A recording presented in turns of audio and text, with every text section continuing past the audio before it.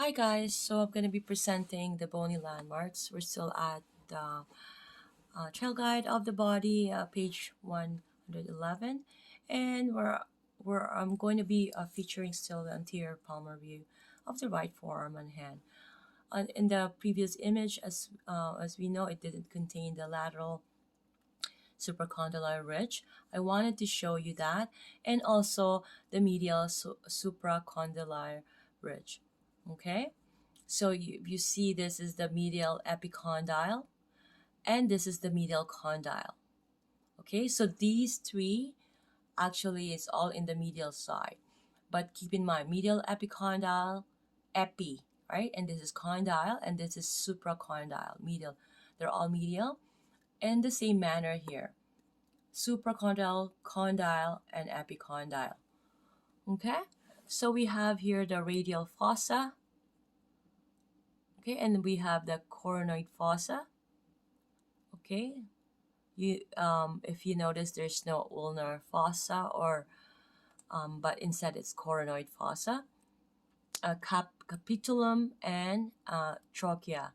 So just keep in mind that this is MCT, coronoid fossa and trachea. Where here for the lateral is RC.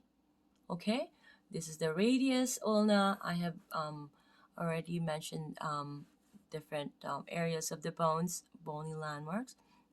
Here, the metacarpals, we all know this is when we're speaking of referring to metacarpals. This is the base, this is the shaft, and this is the head. Okay, so the head is similar to where the ulna's head, right, is here. The it's distal.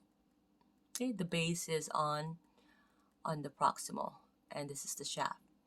Okay, I'm gonna go ahead and feature now the posterior, the dorsal view of the right forearm and hand. Okay, I'm gonna be again going briefly. Humerus is the lateral supracondylar ridge.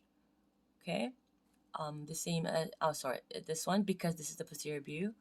That is that in posterior view, medial supracondylar ridge, medial epicondyle, and we have the olecranon fossa, right? That's the deep, and we have the olecranon fossa, which is we can feel. There's the lateral epicondyle, medial epicondyle groove for the ulnar nerve. Okay, there's that ulnar nerve that will be sitting on that groove. Okay, the shaft of the ulna, shaft of the radius, and we also have here the different phalanges, whereas the base, the shaft, and the head. Okay, so now we're gonna go here in this image here, 3.9. It's indicating the 8 carpals. Okay, posterior dorsal view of the right wrist. I'm gonna be doing some mnemonics for the carpals. Okay, because I couldn't find the ones I did a video. I must have deleted it. So we have here the trapezium. I'm gonna start. Okay, and then the scaphoid, the lunate, the quetrum, and the pisiform. And we have the hamate, we have the capitate, and we have the trapezoid. And again, going back to trapezium. So T to T is how I usually do it. T to T, T as L T. I'll do that mnemonic later on. Okay. So I'm gonna go and quickly also feature here the ulna. Okay, just gonna be using this. We'll see. Hopefully you can see it more so.